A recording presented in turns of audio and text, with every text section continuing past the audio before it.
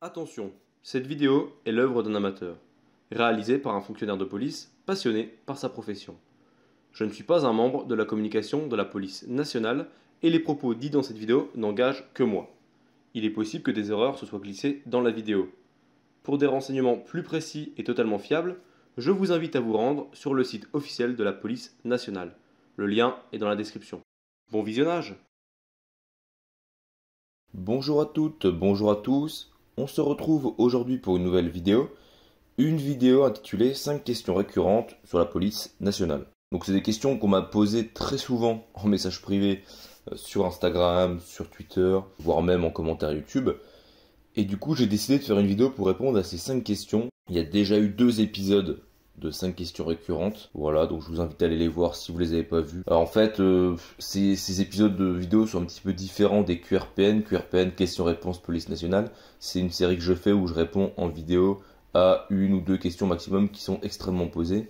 Mais là, c'était vraiment des vidéos où en fait, on fait une vidéo pour une question ou 2 questions maximum parce que ça nécessite un développement sur une vidéo. Là, c'est des questions qui ne nécessitent pas forcément un développement sur une vidéo.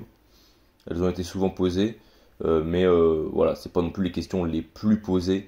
Donc c'est des questions récurrentes, mais pas extrêmement récurrentes. Voilà, c'est la petite différence entre ces deux séries. Mais voilà, c'est quand même des questions qui sont souvent posées, donc je vais quand même y répondre en vidéo, et j'espère en tout cas que ça vous plaira. Alors la première question qu'on m'a posée, c'est est-ce qu'on peut être externe en école de police? La réponse est oui, vous pouvez être externe en école de police, mais je vous dirais déjà que ça dépend des écoles. Toutes les écoles n'acceptent pas forcément l'externat. Voilà, c'est à l'appréciation de l'école. Et ensuite, pour être externe en école de police, donc déjà vous ne serez pas externe mais demi-pensionnaire puisque vous serez obligé de manger le midi à la cantine. Et pour être donc demi-pensionnaire, une fois que vous êtes en école, et je dis bien une fois que vous êtes en école seulement, il faudra faire un rapport pour demander à être demi-pensionnaire et donc à dormir en dehors de l'école. Et j'insiste bien sur le fait que c'est une demande, donc en fait on n'est pas obligé de vous l'accorder. Il faut attendre d'être en école pour le faire, alors on vous expliquera comment ça marche pour faire un rapport, si vous ne savez pas comment ça marche, vous aurez un cours là-dessus de toute façon, c'est pas très compliqué, il y a des formules à employer bien précises, c'est différent de ce que vous pouvez voir ailleurs ou d'une lettre ou de ce genre de choses, il n'y a pas de formule de politesse, etc. Mais on vous expliquera le formalisme en école. Alors moi, les 2 écoles de police que j'ai faites, la règle c'était qu'il fallait vivre à moins de 30 minutes ou à moins de 30 km de l'école pour pouvoir demander à être demi-pensionnaire. Et donc, si c'était bien le cas, vous faisiez un rapport et au bout de quelques jours, vous aviez la réponse pour dire si la demande de demi-pension est acceptée ou non, sachant que jusqu'à ce que vous ayez la réponse, vous êtes obligé de dormir à l'école de police. A savoir que même si vous êtes demi-pensionnaire, vous aurez quand même une chambre avec un lit qui vous sera réservé, au cas où pour les gardes, et vous aurez quand même une armoire pour mettre des affaires. Voilà. Deuxième question, quelles sont les différences entre une main courante et une plainte? Une main courante et une plainte, la différence est très simple, c'est qu'une plainte, ça ouvre une enquête judiciaire et une main courante, non. Tout simplement. La plainte, généralement, c'est ce qui va être la saisine d'une enquête, alors pas tout le temps, mais souvent c'est comme ça que un enquêteur, la police ou la gendarmerie va avoir connaissance d'une infraction grâce au fait que la victime rapporte l'infraction. L'autre moyen, c'est qu'il y ait une intervention de la police. Et donc, si vous faites une main courante, ça n'ouvrira pas d'enquête judiciaire. Ça peut ouvrir une enquête judiciaire sur instruction du procureur, par exemple, si effectivement il pense que il y a nécessité à ouvrir une enquête. Je vous donne un exemple tout bête. Une femme qui ne veut pas déposer plainte et qui tient absolument à faire une main courante. Maintenant, normalement, on a consigne depuis prendre de main courante, mais admettons qu'elle veuille absolument faire une main courante et pas une plainte. Le procureur peut dire, ah oui, effectivement, c'est quand même des faits graves pour des violences conjugales, par exemple, ou pour d'autres violences. Et il peut décider quand même d'ouvrir une enquête. Toutefois, l'ouverture d'enquête pour une main courante n'est absolument pas systématique, c'est vraiment au cas par cas et c'est assez rare. Alors que pour une plainte, qui dit plainte dit ouverture d'enquête derrière. Voilà. En fait, une main courante, c'est plutôt pour laisser une trace écrite, histoire que vous ayez un papier avec marqué vos déclarations dessus, et histoire qu'il y ait une trace, pour plus tard, s'il y a une enquête qui est lancée, ou voilà, pour qu'il y ait une trace. Alors qu'une plainte, c'est vraiment pour ouvrir une enquête judiciaire. Donc j'insiste aussi sur le fait que faut pas hésiter à déposer plainte si vous êtes victime d'infraction, mais il faut pas non plus déposer plainte pour tout et n'importe quoi. Je donne un exemple, le chien du voisin qui a fait pipi sur le paillasson, ça donne pas forcément lieu à une plainte. Troisième question, quel type de questions sont posées aux oraux? Alors là, j'ai déjà fait une vidéo sur le sujet que je vous invite à aller voir, je vous mettrai le lien en description et puis sur l'écran. Mais en tout cas, quel type de questions sont posées aux oraux? Déjà, je vais vous dire, ça dépend vraiment de ce que vous allez dire dans la présentation. Si vous dites par exemple que vous aimez beaucoup le cinéma, ou que vous aimez le sport, ou que vous voulez absolument aller dans tel ou tel service, forcément que les questions vont être orientées sur ce que vous avez dit dans la présentation. Je vous donne un exemple tout bête. Admettons que moi je dise, j'aime beaucoup la course à pied, je suis un grand fan de Spielberg, et je rêve d'aller à la BAC, forcément qu'on va me poser des questions là-dessus. Donc déjà, une partie des questions vont être orientées là-dessus. Ensuite, vous pouvez aussi vous attendre à des questions sur la police. Alors forcément, si vous êtes externe, même si vous êtes interne, on va pas vous poser des questions hyper poussées.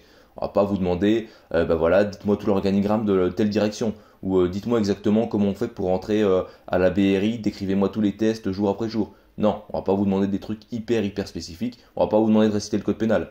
Il y en a qui me demandent des fois par message privé, est-ce que je dois apprendre des articles, est-ce que je dois... Non, on vous demande pas d'apprendre des articles. Après, en soi, s'il y a certains articles que vous connaissez, vous pouvez toujours les dire, ça peut toujours montrer que voilà, vous êtes intéressé, que vous êtes renseigné, mais on va pas vous demander de réciter par cœur des articles de loi, et vous demander de réciter les cours que vous allez voir à l'école de police à l'oral, quoi. C'est pas ce qu'on va vous demander. Toutefois, on peut vous poser des questions sur la police, des questions un peu basiques, un peu bateau. Je vais vous donner quelques exemples, mais le mieux, c'est d'acheter un livre de préparation pour le concours que vous préparez, donc soit gardien de la paix, ou officier, ou policier adjoint, ou commissaire, un ou plusieurs livres, hein, parce que bon, des fois, ça peut nécessiter plusieurs livres pour les concours un peu importants, comme même gardien de la paix, officier, commissaire. Policier adjoint, un seul livre, c'est déjà suffisant. Mais voilà, moi je vous recommande fortement d'acheter un livre, et il y aura pas mal d'exemples de questions dans ce genre de livre.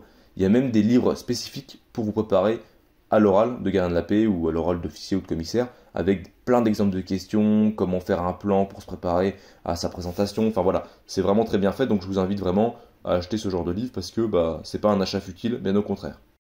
Alors quelques exemples de questions qui peuvent vous être posées, je dis bien que ce sont des exemples, c'est pas forcément des questions qui vous seront posées, mais voilà, petit florilège de questions, le nom du ministre de l'Intérieur, forcément, quel est le nom-prénom du préfet de police de la préfecture de police de Paris? Bon alors actuellement, pour info, c'est Laurent Nunez, hein.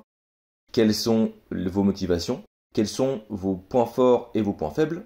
Quelles sont vos qualités et vos défauts? Quel est le service qui vous intéresse le plus? Pourquoi la police nationale et pas la gendarmerie nationale? Et enfin, sachez qu'on peut souvent vous faire une petite mise en situation. Alors là, c'est impossible quasiment de l'anticiper, mais ça peut être par exemple, quelqu'un qui a un feu rouge devant vous, vous allez verbaliser la personne et c'est votre mère, que faites-vous? Pour ça, je vais vous donner un petit conseil, il n'y a pas de bonne ou de mauvaise réponse en fait. Ce qui va vraiment être important, c'est que vous restiez sur votre position et que vous sachiez le justifier. Si vous dites, moi je verbalise parce que c'est la loi, c'est comme ça va pas trop leur plaire quoi. Ils vont se dire, le mec c'est un robot, il applique la loi comme un robot en fait, donc il n'est pas humain, il n'a pas de discernement. Si vous le justifiez, ouais, c'est ma mère, mais je la verbalise pas parce que c'est ma mère, elle m'a élevé, enfin voilà, je dis n'importe quoi. Puis après il y a feu rouge et feu rouge, ça dépend de comment elle l'a grillé. Enfin voilà, il faut réussir à justifier et à vous expliquer, et il faut rester sur la même position. Parce que si au début vous dites non, je verbalise pas, c'est ma mère, vous êtes sûr? Parce que le jury va essayer de vous pousser dans vos retranchements. Ah bon, vous verbalisez pas, donc vous laissez passer. Donc là, imaginons elle écrase quelqu'un, voilà. Donc vous, c'est normal quoi, c'est votre mère, c'est bon, il y a un passe droit. Ah non, en fait, je verbalise. Ah alors là, vous dites ça, vous êtes sûr que vous êtes mort, hein. Ils vont se dire, ok, le mec c'est une girouette. Alors que justement, ils vont essayer de vous pousser un petit peu à bout, de voir un petit peu ce que vous allez dire, de vous attaquer un petit peu sur ça, de chercher un petit peu la petite bête. Et justement, si vous arrivez à défendre votre position, à expliquer, c'est bon pour vous quoi. Moi par exemple, l'exemple que je donne souvent, c'est la mise en situation qu'on m'avait fait à l'oral du concours de gardien de la paix. C'était, vous êtes en patrouille avec un collègue, quelqu'un grille un feu rouge, vous allez le verbaliser, et le collègue vous dit, non, verbalise pas, c'est mon cousin. Qu'est-ce que vous faites? Moi j'ai dit, moi je verbalise pas, parce que c'est le cousin du collègue, et j'ai pas envie de me mettre en porte-à-faux avec le collègue derrière, parce qu'après, si je verbalise son cousin, déjà le collègue, il risque de me faire la gueule tout le reste de la patrouille, et du coup ça peut être très dangereux si on va sur une intervention, qu'on parle pas, qu'on communique pas, qui me fait la gueule, ça peut être dangereux pour notre sécurité, pour celle des autres. Et puis après, il y a aussi feu rouge et feu rouge, ça dépend de comment la personne l'a grillé. Tout de suite, un des membres du jury m'a dit, ouais, donc là, imaginons, il écrase quelqu'un, alors dans ce cas, vous verbalisez pas, ou il est alcoolisé, verbalisez pas, quoi, donc parce que c'est le cousin d'un collègue, on verbalise pas. Et j'ai dit, non, ça dépend de comment le feu rouge est grillé. Évidemment que si la personne est alcoolisée ou qu'il a écrasé quelqu'un, on peut pas laisser passer. Et ça, le collègue, il pourra me dire ce qu'il veut, je ne le laisserai pas passer, parce que c'est un délit, c'est plus du tout la même infraction. Après, s'il a passé le feu rouge à l'orange bien mûr, si j'ose dire, c'est pas pareil, et puis on peut toujours faire preuve de discernement, et comme je l'ai dit juste avant, c'est le cousin d'un collègue, donc si vraiment c'est juste le feu rouge qui est grillé, effectivement ça vaut 4 points, 90 €, et ça reste une infraction. Toutefois, si c'est juste le fait qu'il ait passé le feu rouge, on peut quand même faire preuve de discernement, parce que sinon, ça peut être dangereux pour notre sécurité. Et puis à part si vraiment il y a une autre infraction derrière, ou qu'il a failli tuer quelqu'un, ou qu'il a alcoolisé, moi personnellement, je verbaliserai pas. Et j'ai vu que quand j'ai dit ça, le jury a plutôt été réceptif, a plutôt souri, et s'est dit, ah ouais, il avait l'air de se dire, le jury, ah ouais, il a plutôt bien défendu son point de vue.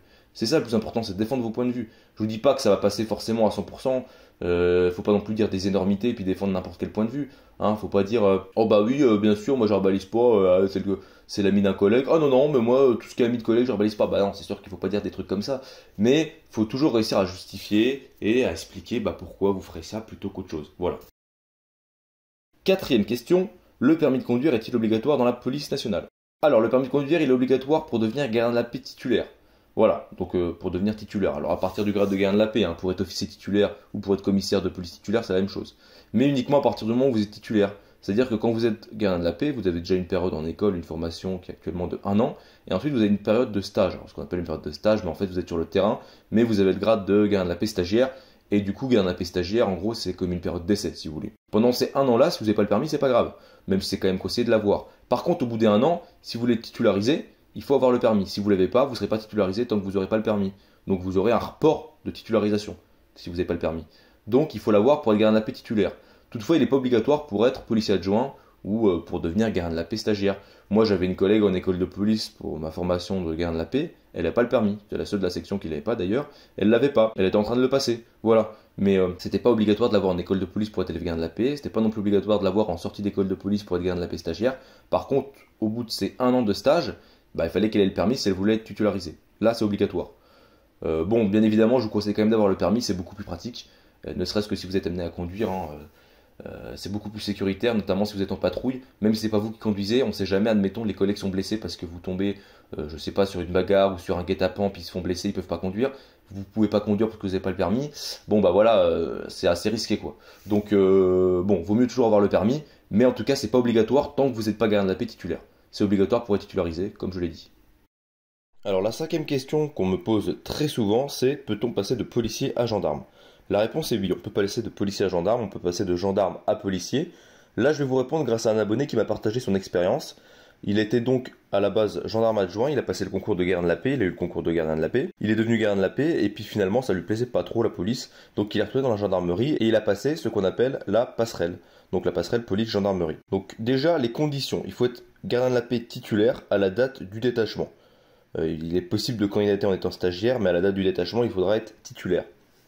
Il y a une liste de postes qui tombe en novembre, voilà, donc on peut faire 10 vœux d'affectation maximum, donc pour notre future affectation en gendarmerie. Fin janvier, on a un entretien avec des officiers de la gendarmerie et une visite médicale. En février, on a un résultat qui est positif ou négatif pour savoir si on est pris ou pas pour la passerelle. Et c'est également à ce moment-là qu'on nous communique le poste pour lequel on est retenu parmi la liste de 10 vœux qu'on a fait. Le 1er mai, donc c'est le début du détachement. En mai, juin, juillet, c'est ce qu'on appelle un stage d'acculturation au grade de gendarme qui se passe à Montluçon, donc à l'école de gendarmerie de Montluçon.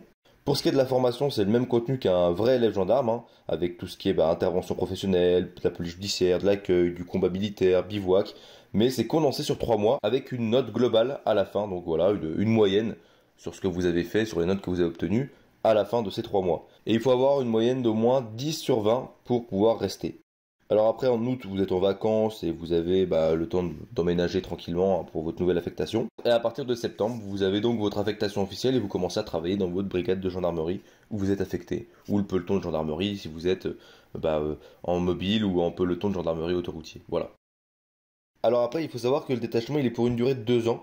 Une durée de 2 ans qui peut être renouvelable. Il faut que ce soit accepté par la hiérarchie. Et la condition pour pouvoir rester définitivement en gendarmerie, il faut que vous ayez au moins 4 ans de service actif, police et gendarmerie inclus, pour pouvoir demander l'intégration définitive en gendarmerie. Donc par exemple, si vous avez fait 2 ans en tant que gardien de la paix, et puis que ça fait 2 ans que vous êtes détaché dans la gendarmerie, c'est bon, ça compte, vous avez 4 ans de service actif, donc vous pouvez demander l'intégration définitive en gendarmerie. Petite chose importante à savoir, en gendarmerie, le CET, le compte épargne temps qu'on a dans la police, n'existe pas. Donc avant le détachement, il faudra se faire indemniser ou poser tous ces jours obligatoirement, sinon vous allez les perdre. Pour ce qui est du salaire, donc le salaire qu'on appelle la solde en gendarmerie, ça reste à peu près le même à une centaine d'euros près en fonction des personnes. Il n'y a pas de baisse de salaire en école et l'échelon reste le même et on garde son ancienneté de police quand on est détaché de la gendarmerie. Voilà, donc vu que vous êtes dans la fonction publique, gendarmerie police ça reste la fonction publique, fonctionnaire d'État, on garde son ancienneté, heureusement. Et le logement, il est concédé par nécessité absolue de service. Donc vous avez donc le logement gratuit en gendarmerie en caserne. Voilà. Ce qui vous reste à charge, c'est l'eau et l'électricité, et puis vos frais de course, tout ça, et les frais annexes, box internet, tout ça. Ça, c'est pas pris en charge par la gendarmerie. Donc voilà. D'ailleurs, je pourrais peut-être essayer de faire une interview de ce collègue dans une prochaine vidéo parce que ça pourrait être intéressant qu'il partage son expérience.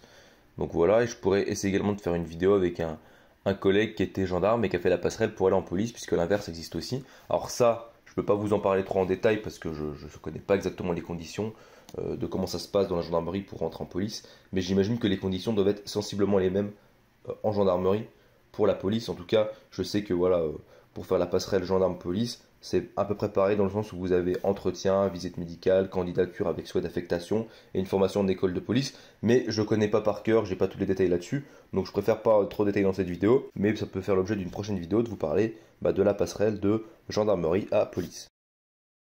Donc voilà, j'espère que cette vidéo vous aura plu. N'hésitez pas à me proposer d'autres sujets pour de prochaines vidéos en commentaire. Moi, je fais les vidéos en fonction de ce qui vous intéresse et de ce que vous avez besoin comme vidéo, comme sujet. Donc n'hésitez pas. Et puis moi, je vous dis à la prochaine.